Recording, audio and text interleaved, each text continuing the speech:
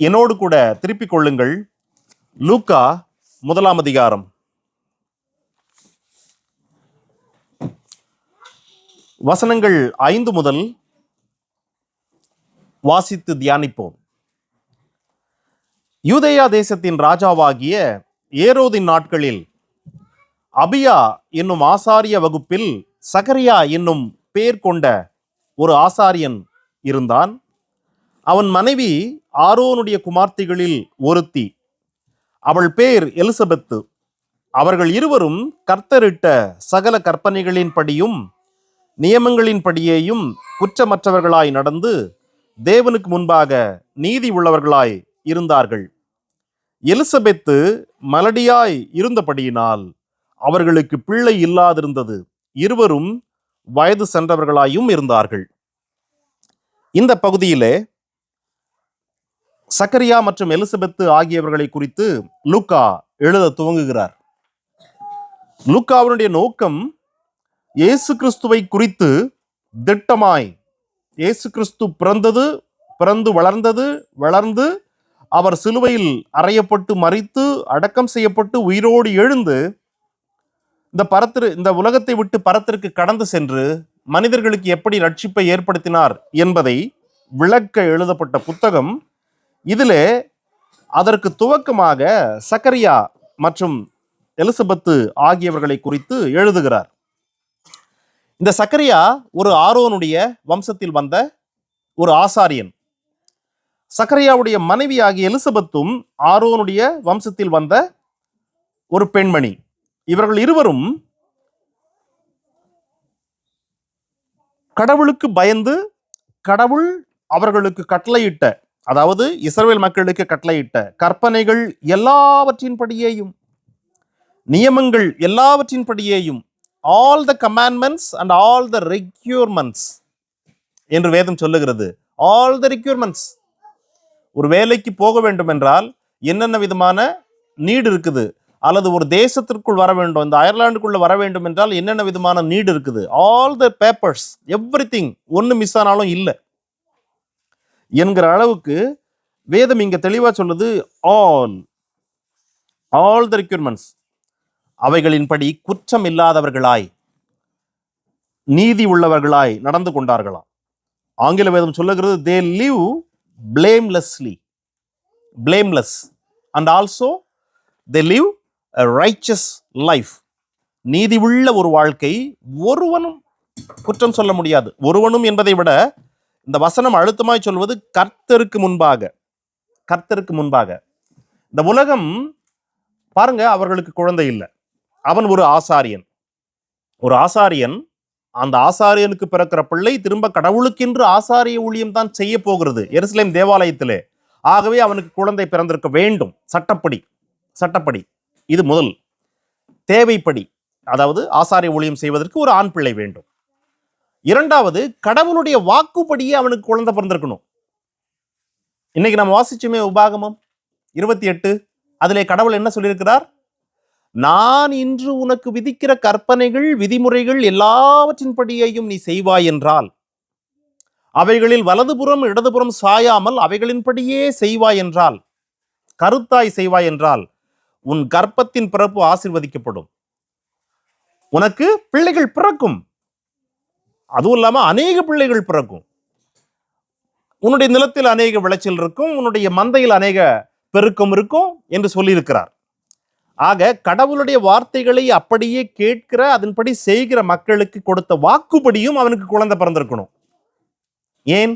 கடவுளே சொல்லுகிறார், அவர்கள் கடவுளுக்கு முன்பு நீதி உள்ளவர்கள், அவர்கள் கடவுளுக்கு முன்பு blameless people, so that they must have a baby.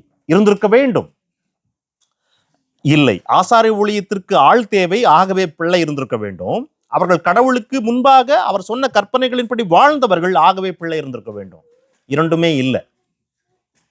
எவ்வளவு நாள் இல்லை? I think more than 30 years, more than 30 or even 35 years கூட குழந்தை இல்லை. பட் அவர்கள் கடவுளுடைய வார்த்தைகளின்படி வாழ்ந்து கொண்டிருந்தார்கள். சமுதாயத்தில் இருந்த நிந்தையை சுமந்து கொண்டு. மக்கள் என்ன பேசியிருப்பாங்க? சக்கரையாவுடைய வேலை என்ன தெரியுங்களா? ஆசாரிய வேலை. ஆசாரிய வேலைகள்ல என்னென்ன இருக்குதுன்னா, அவர்கள் ஆலயத்திலே பலி செலுத்துவார்கள், தூபம் காட்டுவார்கள், மிஞ்சி இருக்கிற நேரங்களிலே அந்த ஆலயத்திற்கு வருகிற அந்த முகப்பு கிட்ட வர மக்களுக்காக ஜெபிப்பார்கள். தென் நியாயப்பிரமாண புத்தகங்களை வாசித்து அவர்களுக்கு வாசித்து காட்டுவார்கள். ஆக நியாயப்பிரமாணத்தை தொடர்ந்து வாசிக்கிற, ஜெபிக்கிற, கடவுளுக்கு தூபம் காட்டுகிற, பலிகளை செலுத்துகிற ஒரு மனிதனுக்கு குழந்தை இல்லை என்றால் கடவுள் அவனை அங்கீகரிக்கவில்லை என்று ஆகிவிடுகிறது சமுதாயத்தில். ஆகவே மக்கள் அவனை குறித்து அல்லது அந்த பெண்மணியை குறித்து என்னென்னலாம் பேசியிருப்பாங்க. குறிப்பாக வேதம் தெளிவாக சொல்லுகிறது, அந்த எலிசபெத் மலடியா இருந்தாள். she is not able to conceive a baby. அது அவங்களுடைய சரீரத்தில் இருந்த ஒரு குறைவு. ஆக இது வேதம் எழுதினதுனால் நமக்கு தெரிகிறது. ஆனால் அன்றைக்கு இருந்த சமுதாயம் அவர்களை எப்படி பார்த்திருக்கும்? அந்த எல்லா பார்வைக்கு மத்தியிலே இந்த மக்கள் அந்த நிந்தைகள் எல்லாவற்றையும் சுமந்து கொண்டு எந்த விதமான தளர்ச்சி அடையாமல் கடவுளுடைய கற்பனைகளிலே எல்லாவற்றிலேயுமே they live a blameless life and they walked a blameless walk. இப்படி இருந்தார்கள். ஆக கடவுளுடைய கண்களில் நீதிமானாய் இருக்கிற ஒருவனுக்கு கூட குறைந்தபட்சம் 35-40 ஆண்டுகளாக, அதாவது கணவன் மனைவி ஆனதுக்கு பின்பு கடவுளிட்ட எல்லா கற்பனையின்படி வாழ்ந்தும் கடவுளுடைய ஊழியத்தை செய்து கொண்டிருந்தும் they don't have a baby. இதுதான் அவர்களுடைய சிச்சுவேஷன். இப்போ நம்ம இந்த காரியங்களை மட்டுமே தான் சிந்திக்க போகிறோம் இல்லையா? அடுத்த வசனத்திற்கு வாருங்க. 8ஆம் வசனம். அப்படி இருக்க, அதாவது அவர்களுக்கு பிள்ளை இல்லை, அவர்கள் வயது சென்றவர்களாய் இருந்தார்கள். அப்படி இருக்க அவன் சக்கரியா தன் ஆசாரிய வகுப்பின் முறைமையின்படி தேவ சன்னதியிலே ஆசாரிய ஊழியம் செய்து வருகிற காலத்தில் ஆசாரிய ஊழிய முறைமையின்படி அவன் தேவாலயத்திற்குள் பிரவேசித்து தூபம் காட்டுகிறதற்கு சீட்டை பெற்றான். இந்த சம்பவத்தை உங்களுக்கு நான் விளக்க விரும்புகிறேன். பிரியமானவர்களே, ஆரோனுடைய பிள்ளைகள் உள்ளே போய் தூபம் காட்டலாம். அதாவது அந்த எருசலேம் தேவாலயம் எப்படி இருக்கும் என்றால், வெளிப்பிரகாரம், அவுட்டர் கோர்ட், வெளிப்பிரகாரத்தில் சில காரியங்கள் இருக்கிறது. அதற்கப்புறம் holy place, then most holy place. Holy பிளேஸுக்கும் மோஸ்ட் ஹோலி பிளேஸுக்கும் நடுவில் ஒரு திரைச்சீலை. இந்த மோஸ்ட் ஹோலி பிளேஸ்ல வருடத்திற்கு ஒரு முறை பிரதான ஆசாரியன் மட்டும் அந்த பலி ஆட்டினுடைய ரத்தத்தை எடுத்துக்கொண்டு உள்ளே சென்று அந்த கிருபாசன தண்டையில் போய் வருவார். இது வருடத்திற்கு ஒரு முறை மட்டுமே. ஹோலி பிளேஸ்ல பிரதான ஆசாரியன் இல்லை, ஆசாரியர்கள் யாராயிருந்தாலும் ஆசாரியர்கள், அதாவது ஆரோனுடைய சந்ததி யாராயிருந்தாலும் அவர்கள் காலை மாலை என்று தினசரி என்டையர் ஜெனரேஷன்ஸ், அன்று துவங்கி ஆலயம் இருக்கிற வரைக்கும் தினசரி போயிட்டு தூபம் காட்ட வேண்டும், தூப வர்க்கத்தை ஏற்ற வேண்டும் உள்ளே. இது அவர்களுடைய வேலை. ஒவ்வொரு நாளும் காலையிலே அப்பத்தை மாற்ற வேண்டும், புது அப்பத்தை மாற்ற வேண்டும், பழையதை வெளியே எடுக்க வேண்டும். இப்படி அவர்கள் தொடர்ச்சியாய் செய்து கொண்டே இருக்க வேண்டும். ஆக முதலாவது இந்த காரியத்தை கடவுள் துவக்கின போது வனாந்தரத்திலே ஆரோனுடைய பிள்ளைகள் 4 பேர். அந்த 4 பேர்ல 2 பேர் இறந்து விட்டாங்க. நாதாபும் அபியூபும் இறந்து விட்டார்கள். அவர்கள் கடவுளுக்கு விரோதமாக முரட்டாட்டம் பண்ணபடினாலே. அந்த சம்பவம் உங்களுக்கு என்னாகமத்தில் இருக்குது. எஞ்சி இருந்தவர்கள் 2 பேர், எலியேசர், இத்தமார் என்கிற 2 பேர். இந்த 2 பேர் மூலமாகத்தான் ஆரோனுக்கு சந்ததி உருவாகிறது. அதுக்கப்புறம் ஆக 2 பிள்ளைகள் இருந்தார்கள். அந்த 2 பிள்ளைகள் மூலமா பிள்ளைகள் உருவாக இவர்கள் மட்டுமே செய்து கொண்டிருந்தார்கள். என்ன நடந்தது? கடவுளுடைய ஆசீர்வாதத்தின் அடிப்படையில அவர்கள் பெருகிவிட்டார்கள். 20,000த்திற்கு அதிகமான ஆசாரியர்கள் உருவாகிவிட்டாங்க தாவீது காலத்துல. when come to David's time, more than 20,000 people. ஆசாரியர்கள் மட்டும், அதாவது ஆரோனுடைய சந்ததி மட்டும், இந்த எலியேசர், இத்தமார் என்கிற இவர்கள் மூலமாக உருவானவர்கள் மட்டும் அவ்வளவு பேர் வந்துட்டாங்க. தென் யார் உள்ள போயிட்டு தூபம் காட்டுவது என்கிற காரியங்களை ஒழுங்குபடுத்த வேண்டிய அவசியம் தாவீதுக்கு ஏற்பட்டது. இது கடவுள் அவனுக்கு கொடுத்த ஒரு சிந்தை. திருப்புங்கள் 1 நாளாகமம் 24ஆம் அதிகாரம். அதிலே நீங்கள் 2ஆம் வசனத்திலிருந்து பார்க்கலாம். நாதாபும் அபியூபும் குமாரர் இல்லாமல் தங்கள் தகப்பனுக்கு முன்னே மரித்து போனார்கள், அவர்களுக்கு பிள்ளைகள் கூட இல்ல. எலியேசரும் இத்தாமாரும் ஆசாரிய ஊழியம் செய்தார்கள். இவர்களை கொண்டு தாவீது அந்த புத்திரர்களை பிரிக்க வேண்டும், ஒரு முறைமை ஏற்படுத்த வேண்டும், ஒரு ஸ்ட்ரக்சர் ஏற்படுத்த வேண்டும். யார் எப்பொழுது உள்ளே சென்று ஆசாரிய ஊழியம் செய்வது என்கிற ஒரு ஸ்ட்ரக்சரை ஏற்படுத்த வேண்டும் என்று பார்க்கும்போது எலியேசருடைய குடும்பம் பெருத்திருக்கிறது. அவர்களே அநேக பிரபுக்கள் இருக்கிறாங்க, அநேக பிள்ளைகள் இருக்கிறாங்க. இத்தோமார்ல கொஞ்சம் கம்மியா இருக்குது. ஆகவே அவர்கள் எப்படி பிரிக்கிறார்கள்? 6ஆம் வசனத்துல பாத்தீங்கன்னா எல்லா பிரபுக்களுடைய பேர்களையும் எழுதுறாங்க. அதாவது முக்கியமான அந்த பிரபுக்களுடைய பேரை இந்த எலியேசர் இத்தமார் என்கிறவர்கள்ல எலியேசர்ல 16 பிரபுக்களை தேர்ந்தெடுக்கிறாங்க, இத்தமார்ல 8 பேரை தேர்ந்தெடுக்கிறாங்க. காரணம் அவர்கள மக்கள் அதிகம், இவர்களின் மக்கள் குறைவு. 24 பிரபுக்கள் பேரை எழுதி 6ஆம் வசனத்துல அவர்களுக்கு சீட்டு போடுறாங்க. ஒரு சீட்டு எலியேசருக்கு, ஒரு சீட்டு இத்தமாருக்கு என்று விழுந்து கொண்டே வருகிறது.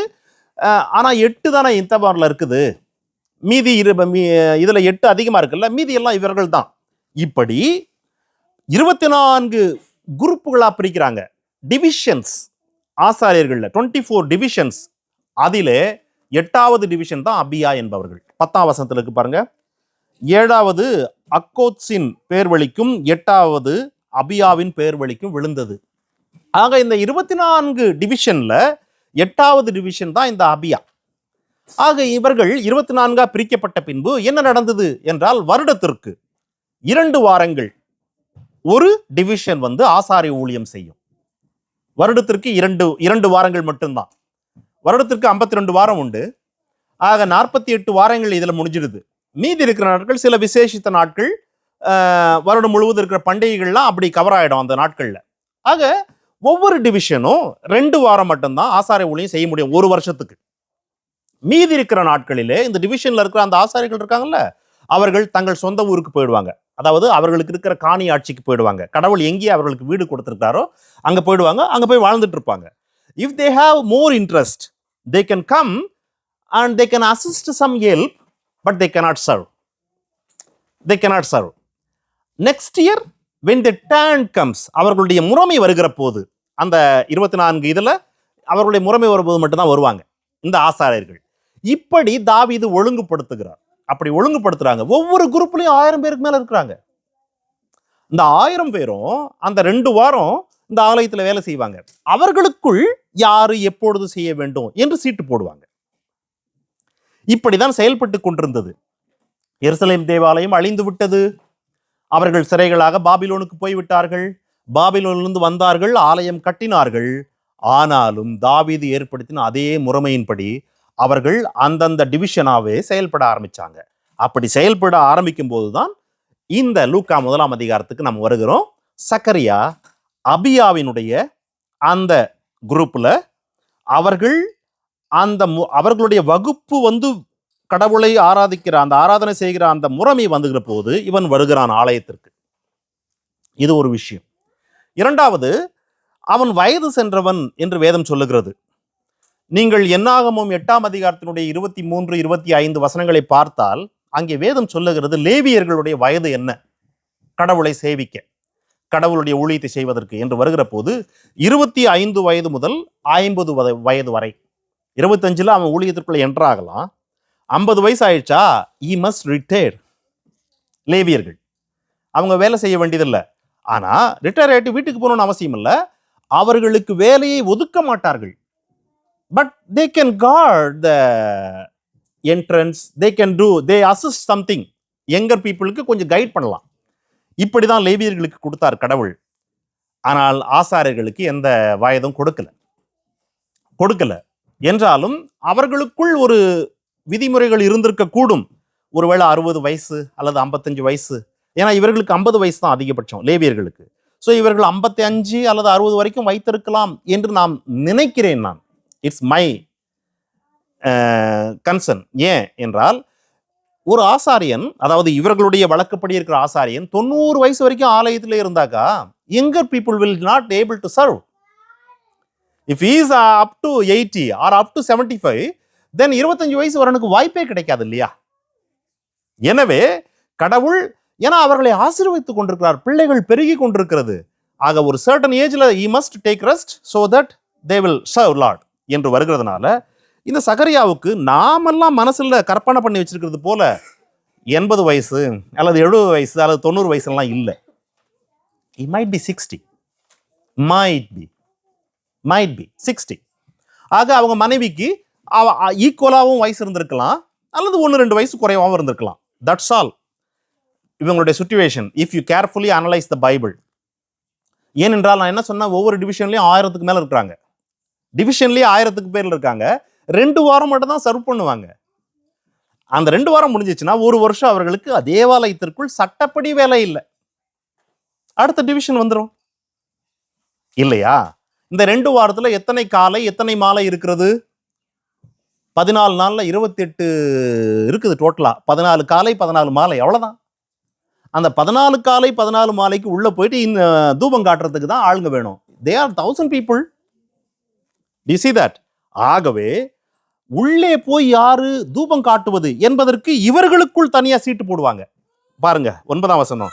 ஆசாரிய ஊழிய முறைமையின்படி அவன் தேவாலயத்திற்குள் பிரவேசித்து தூபம் காட்டுவதற்கு சீட்டை பெற்றான். ஹோலி பிளேஸ்க்குள்ள போறதுக்கு அவனுக்கு சீட்டு விழுது, அவன் பேர்ல லாட்டு விழுது.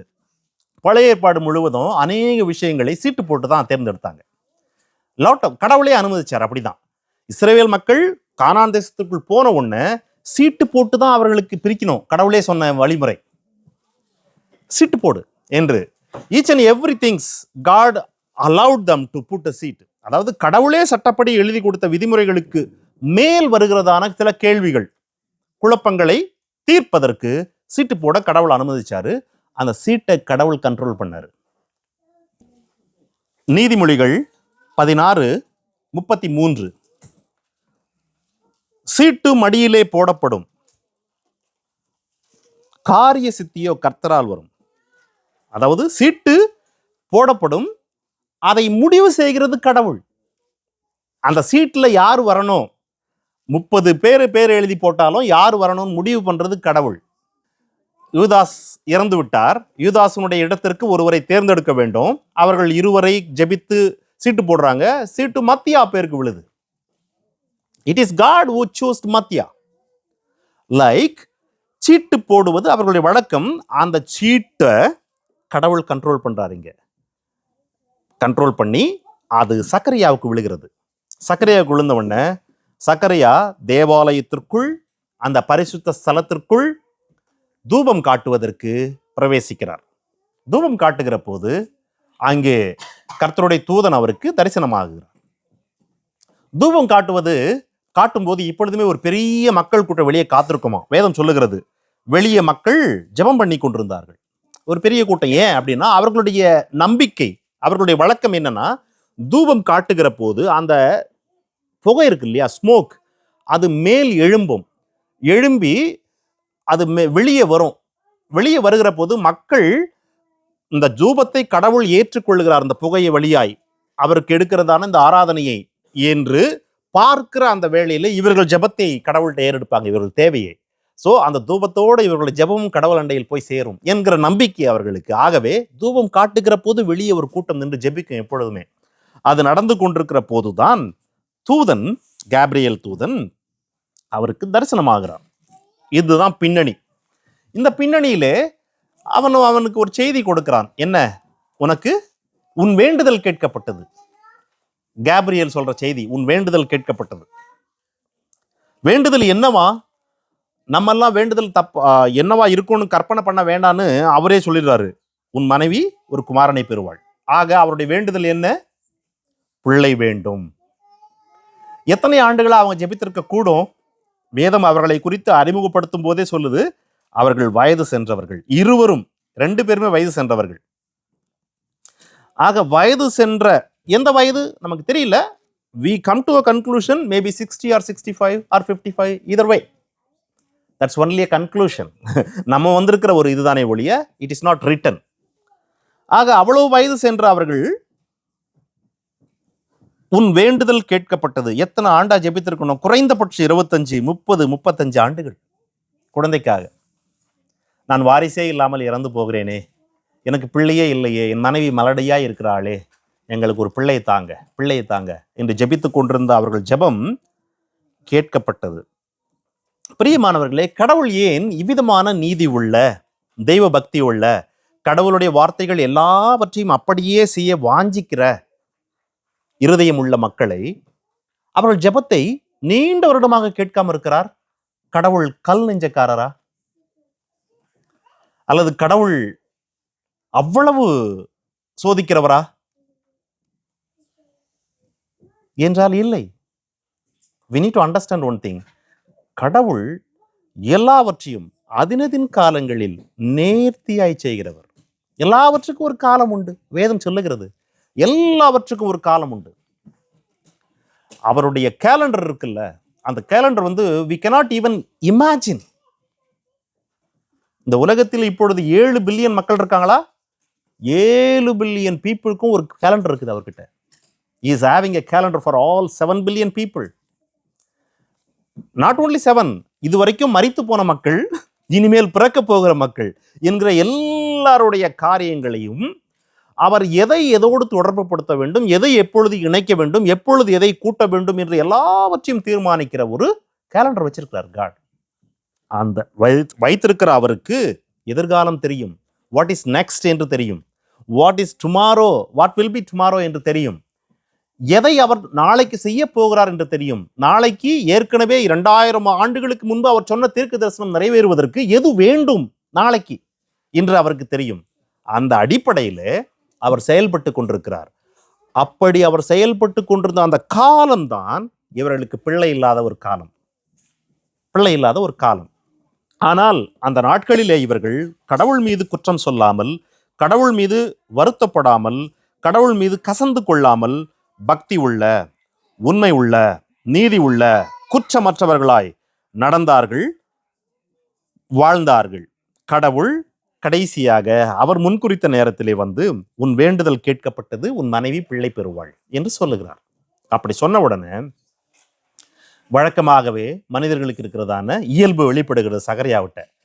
He was praying for more than 30 years at least.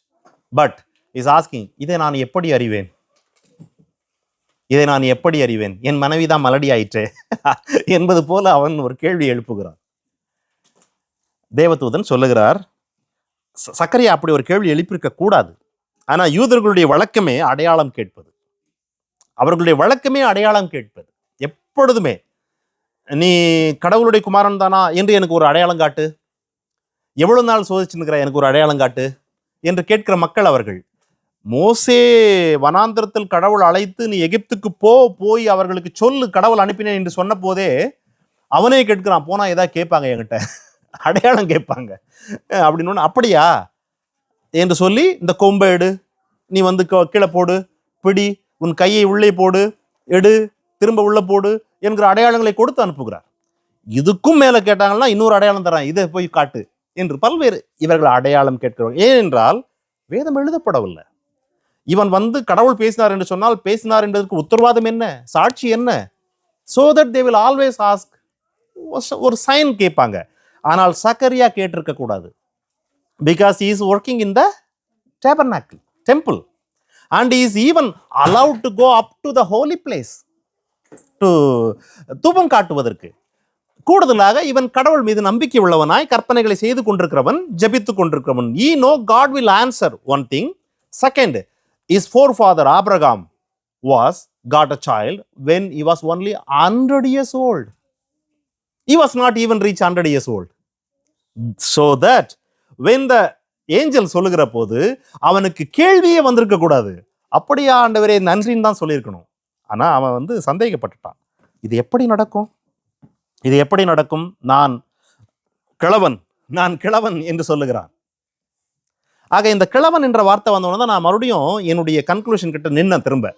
எப்படி அவர் ஒருவேளை 55 தான் இருந்திருக்குமா? 55லே கிழவன் ஆயிடுவாங்களா? வாய்ப்பு இல்லையே. அல்லது 60ல் கிழவன் ஆக முடியாதே என்று. ஆனால் தாவீதை குறித்து வேதம் சொல்லுகிறது, அவன் மரித்த போது அவனுக்கு வயசு என்ன? 70. பூரண வயசும் ரொம்ப வயசான ஒரு கிழவன் ஆயிட்டான் தாவீதுன்னு சொல்லுது. 70 இயர்ஸ்லயே அவன் ரொம்ப கிழவன் ஆயிட்டான் அப்படின்னு சொல்லுது. அப்ப கிழவன் என்பது என்ன வயசு என்று கேள்வி எழுப்புகிற போது it was written like that. ஆனா ஆபிரகாம கிழவனே சொல்லல 100 வயசுல. பட் தாவீது 70 வயசுல கிழவன் சொல்லுது. அதுவும் பூரண வயது உள்ள கிழவன் சொல்லுது. பூரண வயது உள்ள கிழவன் என்று சொல்லுகிறது. இங்கே நான் கிழவனாக இருக்கிறேன்னு சொல்றான். அவன் தேவாலயத்தில் ஊழியம் செய்யறான். How it is possible? தாவீதுக்கு 70 வயசுல என்ன நடந்தது? 70 இல்ல 68 வயசு அல்லது 65 வயசு இருக்கும்போது என்ன நடந்துச்சு? அவனுக்கு குளிர் தாங்க முடியல. அவனை எத்தனை போர்வை போத்தினாலும் அவனால தாங்க முடியல. He was not able to get up. He was in the bed. So that ஒரு பெண்ணை பார்த்து அவனுக்கு ஊழியம் செய்ய வச்சாங்க இல்லையா? அப்போ ஒரு சர்டன் ஏஜுக்கு மேல அவர்கள் ஆலயத்துல போய் தூபம் காட்டுற வேலையெல்லாம் செஞ்சிட முடியுமா? It's not easy. Somebody May possible. அந்த பிரச்சனை வராமல் இருக்கிறதுக்கு தான் அவர்கள் ஒரு வயது வரம்பை கடைபிடித்திருக்க வேண்டும், கடவுள் லேவியர்களுக்கு வைத்தது போலவே. ஆகவே he might be 55 or 60. That's a age. Maybe we can consider. நான் உனக்கு நற்செய்தி அறிவிக்க வந்திருக்கிறேன். கடவுளால் அனுப்பப்பட்டவன், நான் கடவுளை எப்பொழுதும் தரிசிக்கிறவன், கடவுளுடைய சமூகத்திலேயே நிற்கிறவன். Gabriel. He was always standing in front of God. கடவுள் சொன்னால் மட்டுமே செய்தியை கொண்டு வருகிற ஒரு வேலை செய்கிற ஒரு தூதன். அப்போ கடவுளையே தரிசித்து கொண்டு அவர் சமூகத்தில் நின்று கொண்டிருக்கிற என்னிடத்தில் கடவுள் ஒரு செய்தியை சொல்லும்படி அனுப்பியிருக்கிறார். அதை நீ விசுவாசிக்கவில்லை. இது போல கடவுள் வேத வசனங்களிலே சபைகளிலே நம்மிடத்தில் பேசுகிற போது நாம் அது ஏற்கனவே நமக்கு தெரிந்த வசனம் என்று சொல்லி அதை சரியாக உள்வாங்கிக் கொள்ளாமல் விசுவாசிக்காமல் போகிற சந்தர்ப்பங்கள் அநேகம் உண்டு. எப்பொழுதுமே நம்மை எது அதிகமாக ஈர்க்கும் என்றால் the blessings will always make us to little more கவனம் செலுத்த. But the warnings we may not take it as like blessings. இப்போ ஒரு மனம் திரும்ப வேண்டிய அவசியத்தை கடவுள் சொல்லுகிற போது, உனக்கு குழந்தை பிறக்கும் என்று சொன்ன போது இருக்கிற ஆர்வமோ, உதாரணத்திற்கு யாரோ ஒருத்தருக்கு சரீரத்துல சுகம் வேண்டும் என்பதற்கு கடவுள் சொல்லுகிற பதிலோ நம்ம ஈர்க்கிற அளவுக்கு ஒரு குறிப்பிட்ட காரியத்திலே நான் மனம் திரும்ப வேண்டும் என்று சொல்லுவதிலே ஈர்ப்பு இருக்காது.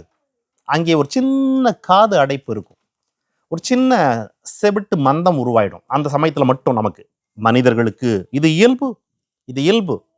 ஆக நாமும் கூட கடவுளுடைய சன்னதியிலிருந்து செய்திகள் வேத வசனங்களின் வழியாக ஏதாவது ஒரு நாளில் கடவுள் இந்த செய்தி என்று நம்மிடத்தில் கொண்டு வந்து கொடுக்கிற போது நாம் அதை விசுவாசிக்காமல் கேள்வி எழுப்புகிற, அல்லது அதை விசுவாசிக்காமல் அதை அப்படியே கடந்து போய்விடுகிற, அதை கேட்டும் கேளாதது போல அல்லது கண்டும் காணாதது போல கடந்து போய்விடுவதற்கான வாய்ப்புகள் உண்டு. ஆகவே சக்கரியாவை மட்டும் நாம் குற்றம் சொல்ல வேண்டாம், அவன் விசுவாசிக்கவில்லை என்று. we also sometimes கேள்வி கேட்காமல், அதாவது நான் எப்படி இதை நம்புவேன் என்று கேட்காமல், இது நடக்குமா நடக்காதா என்று கூட வாயால் சொல்லாமல் நம்முடைய சிந்தையிலே, நம்மளுடைய மோட்டிவ்ல, நம்மளுடைய ஆட்டிடியூட்ல அதை சப்ரஸ் பண்ணி விட்டிருக்க வாய்ப்புகள் உண்டு. Think numerous situations God might have speak to you in so many ways when you read Bible or when you heard in the church or when you heard from somewhere. இப்போ சக்கரியாவுக்கு தேவதூதன் சொல்லுகிறார், நீ விசுவாசிக்கவில்லை. பாருங்க அந்த வசனத்தை, 20ஆம் வசனம். இதோ தகுந்த காலத்திலே நிறைவேற போகிற என் வார்த்தைகளை நீ விசுவாசியாதபடியினால். அப்போ கடவுள் ஒவ்வொரு காரியங்களுக்கும் ஒரு தகுந்த காலத்தை வைத்திருக்கிறார். a suitable time, a right time, or ஆங்கில வேதம் சொல்லுகிறபடி பார்த்தீங்கன்னா at the proper time. இந்த பகுதியில் at the proper time. இயேசு இன்னும் அதிகபட்சம் 1 ஆண்டுகளில் பிறக்க இருக்கிறார், 1 வருஷத்துல பிறக்க இருக்கிறார் அட்லீஸ்ட் அந்த சமயத்தில். ஆக அவருக்கு ஒரு 6 அல்லது 7 மாதங்களுக்கு முன்பு யோவான் ஸ்நானகன் இந்த உலகத்தில் பிறக்க வேண்டும் கடவுளுக்கு. அவ்விதமான சரியான அந்த கேலண்டர் படி God sent his message on the proper time message. அது வரைக்கும் பிளேம்லெஸ்ஸாக வாழ்ந்து, அது வரைக்கும் கடவுளுடைய வார்த்தைகளை விசுவாசித்து குற்றமற்றவர்களாய் வாழ்ந்த அவர்கள் when God's right time work ஆகும்போது he was not believed. அவர் விசுவாசிக்கவில்லை. ஆனால் அதோடு முடிஞ்சிடல சக்கரையாவுடைய வாழ்க்கை. நீங்கள் இதே அதிகாரத்தினுடைய 60ஆம் வசனத்துக்கு வாங்க. குழந்தை பிறந்து விடுகிறது. குழந்தை பிறந்தவுடன் பிள்ளைக்கு 8ஆம் நாளில் விருத்த சேதனம் செய்கிறார்கள். விருத்த சேதனம் செய்கிற போது அந்த பிள்ளைக்கு பேர் வைப்பதற்கு அவருடைய உறவினர்கள், அயலகத்தார் அனைவரும் இணைந்து சக்கரியா என்று பேர் வைக்க முயற்சிக்கிறார்கள் 59ஆம் வசனத்துல. ஆனால் அதன் தாய் ஆகிய எலிசபெத்து அப்படியல்ல, அதற்கு யோவான் என்று பெயரிட வேண்டும் என்று சொல்லுகிறாள். யோவான் என்று பெயரிட வேண்டும் என்று எலிசபெத்துக்கு எப்படி தெரியும்? ஏனென்றால் தேவதூதன் யோவான் என்று பெயரிட வேண்டும் என்று சொல்லி சக்கரியா கிட்ட சொன்னாரு. உள்ள ஹோலி பிளேஸ்ல அந்த வினாடியிலிருந்து சக்கரியா ஊமையாகி விட்டார் கடவுளுடைய வார்த்தையின்படி. அப்போ எலிசபெத்துக்கு யோவான் என்று எப்படி பெயர் தெரியும்? காரணம், சைகையிலேயே எழுதியே கடந்த ஒரு வருடமாக சக்கரியா எலிசபெத்து கன்வே பண்ண விஷயம் தான் இது. சோ தட் அவர் விசுவாசம் இல்லாம கன்வே பண்ண முடியாது இல்ல. அந்த வினாடியில் அவர் சந்தேகப்பட்டார். எப்படி நடக்கும், நான் கிழவன் ஆயிற்றே, என் மனைவி வயதானவள் ஆயிற்றே என்று கேள்வி எழுப்பினார். But you understand, yeah, God can work.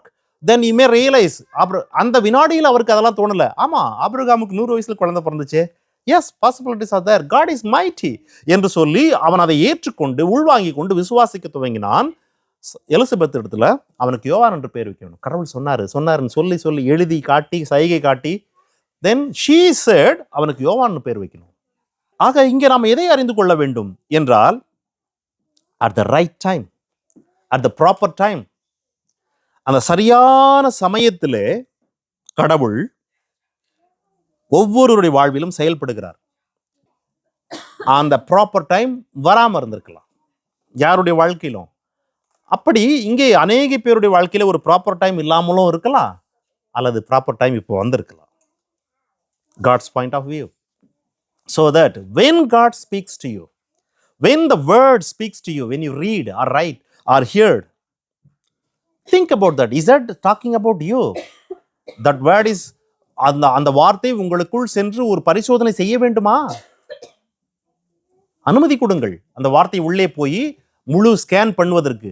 எனக்கு எம்ஆர்ஐ எடுத்தாங்க, ஃபெரோஸும் சஃபானும், இங்கே சார்லஸ் டவுன்ல. அந்த எம்ஆர்ஐயில் அந்த ஒளிக்கதிர்கள் என்ன பண்ணுது? அந்த மேக்னெட்டிக் பவர் இல்லைங்களா, அது என்ன பண்ணுது? உடல் முழுவதும் ஊடுருவி நமது எலும்புகள், நமது நரம்புகள், எல்லா காரியங்களையும் படமா கொடுத்துருது அது இல்லையா? ஆக ஒரு வேத வசனத்தை நாம் கேட்கும் போது அந்த வேத வசனம் இந்த ஒளிக்கதிர்களைப் போல, எக்ஸ்ரே எடுக்கிற ஒளிக்கதிர்களைப் போல, அல்லது எம்ஆர்ஐ எடுக்கிற மேக்னெட்டிக் பவரை போல நமது உடலுக்குள் ஸ்பிரிச்சுவலி எங்கெல்லாம் நாம் அழுக்கடைந்திருக்கிறோம், எங்கெல்லாம் நாம் கடவுளுடைய வழிகளை ஏற்றுக்கொள்ளாமல் இருக்கிறோம், அதற்கு கான்ட்ரரியா செயல்படுறோம், எங்கெல்லாம் என்னுடைய எண்ணங்களில் அல்லது என்னுடைய யோசனைகளில், என்னுடைய மோட்டிவ்ல அழுக்கு படிஞ்சிருக்குது என்பதை அது படம் பிடித்து காட்டுகிற போது we need to take it and we need to change. ஆகவே அந்த ஏற்ற காலம் கடவுள் இன்றைக்கு உங்கள் வாழ்க்கையில குறித்திருக்கலாம், அல்லது நாளைக்கு இருக்கலாம், அல்லது அடுத்த வாரத்தில் இருக்கலாம். So wait. 1 பேதுரு 5ஆம் அதிகாரத்தினுடைய 6ஆம் வசனம் என்ன சொல்லுதுங்க? ஆதலால் ஏற்ற காலத்தில் தேவன் நம்மை உயர்த்தும்படிக்கு அவரது பலத்த கைகளுக்கு கீழ் அடங்கி இருங்கள். ஏற்ற காலம், த ரைட் டைம். சக்கரியாவுக்கு அது ரைட் டைம், எலிசபெத்துக்கு அது right time to enjoy a baby for a little while, because அவர்கள் வயதானவர்கள். யோவானுக்குன்னு ஒரு தனி மினிஸ்ட்ரி கடவுள் வச்சிருந்தாரு. ஆகவே father and mother will not interfere them ஒரு டைமுக்கு அப்புறம். ஆகவே they enjoy the baby for short time. அதற்கு கடவுள் அவர்களை, அதுதான் ரைட் டைம். அதுபோல உங்களை உயர்த்த, உங்களை கொண்டு போய் சேர்க்க வேண்டிய இடத்தில் சேர்க்க, அல்லது உங்களை கொண்டு போய் உட்கார வைக்க வேண்டிய இடத்துல உட்கார வைக்க, அல்லது உங்களை நடத்த கடவுள் ஒரு ஏற்ற காலத்தை குறித்து வச்சிருக்கிறாரு. a proper time. பிரசங்கி 3:11, அவர் கடவுள் சகலத்தையும் அதினதின் காலத்திலே நேர்த்தியாய் செய்திருக்கிறார், அல்லது அவர் எல்லாவற்றையும் அதினதின் காலங்களில் நேர்த்தியாய், அழகாய், சரியாய், சிறப்பாய், முறைப்படி செய்கிறார். கடவுள் அதில் ஒன்றுதான் சகரியா எலிசபெத் தம்பதிகளை சந்தித்தது. அதில் ஒன்றுதான் இன்றைக்கு நாம் இங்கே அமர்ந்திருப்பது. எப்படி அவர்களுக்கு குழந்தை பிறந்ததோ அது கடவுளுடைய பார்வையிலே ஏற்ற காலத்தில் எல்லாவற்றையும் வந்து விடுகிறதோ, அதே போல நம்முடைய வாழ்க்கையில இன்றைக்கு இங்கே அமர்ந்திருப்பதும் ஏற்ற காலம் கடவுளுடைய பார்வையில். at the proper time or at the right time. ஆக சக்கரியா எலிசபெத் ஆகிய இந்த தம்பதிகளுடைய வாழ்க்கையில அவர்கள் குழந்தை இல்லாத ஒரு நிந்தையை சுமந்தாலும் குற்றமற்ற, நீதி உள்ள, கடவுளுடைய நியமங்களின்படி நடக்க வாஞ்சை உள்ள இருதயத்தோடு வாழ்ந்த ஒரு தம்பதிகள், கடவுளுக்கு ஊழியம் செய்த ஒரு மனிதர். கடவுள் அவர்களுக்கென்று முன்குறித்த அந்த நேரம் ஏற்ற சமயத்தில் வெளிப்பட்டது.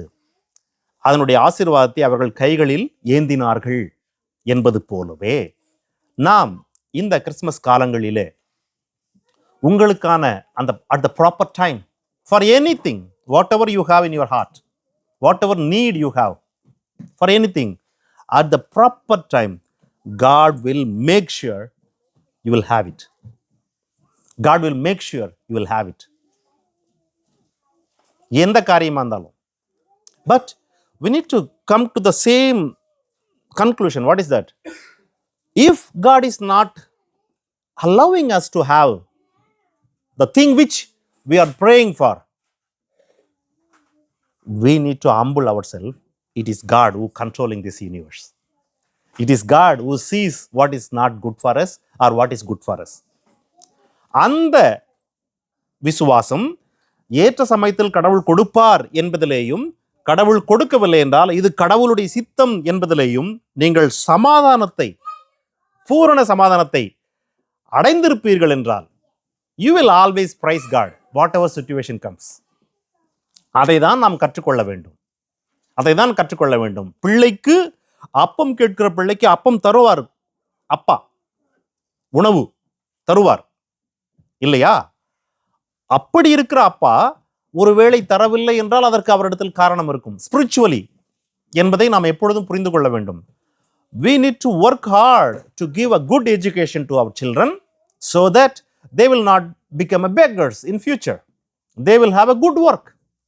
நாம் பிள்ளைகள் நன்றாக படித்தால் அவர்கள் இந்த சமுதாயத்தில் இருக்கிற போட்டி வாய்ப்புகள் எல்லாவற்றையும் சரியான முறையில் பயன்படுத்தி ஒரு நல்ல ஒரு வேலைக்கு போவார்கள், சம்பாதிப்பார்கள். ஆகவே அரசுக்கு அவர்கள் ஒரு தொல்லையாக இருக்க மாட்டாங்க.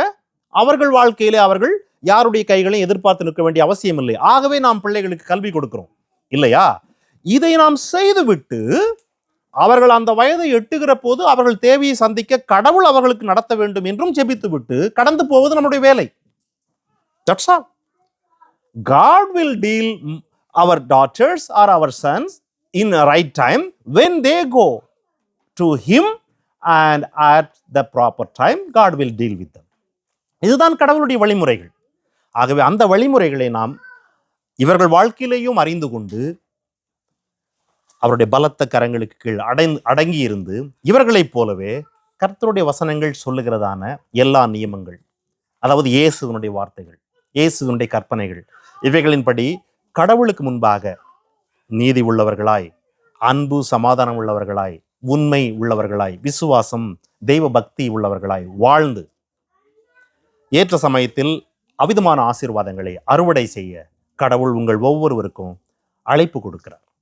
அந்த அழைப்பை மகிழ்ச்சியோடு, வாஞ்சையோடு, விசுவாசத்தோடு ஏற்றுக்கொண்டு கடவுள் அண்டையில் வந்து, ஆண்டவரே, let your proper time fulfill in my life. Actually, I am praying for so and so things, but I also humble myself. Let your proper time fulfill. என்று நாம் கொடுக்கும்போது God is more than enough, more than faithful to do anything. Anything.